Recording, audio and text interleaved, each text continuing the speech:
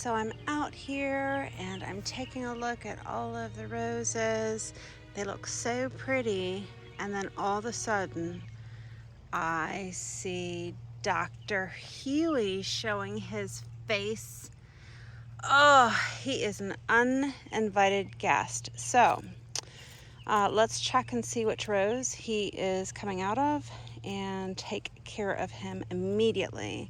When you see that you have a pink rose and a red bloom is coming out of it, you really want to go down to the base of the plant and look at that rootstock.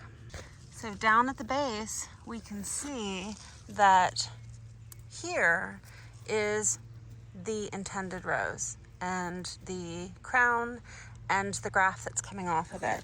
So let's move this so you can look at it. This has grown out next to it and below this rose. So I know that this is a sucker. And so what you can do is you can dig down now. Let's see how deep we can get to see where it connects to this rose. And this is as far down as I can get.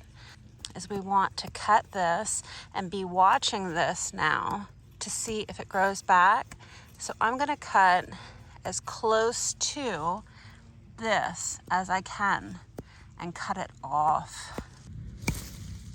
See ya, Dr. Huey.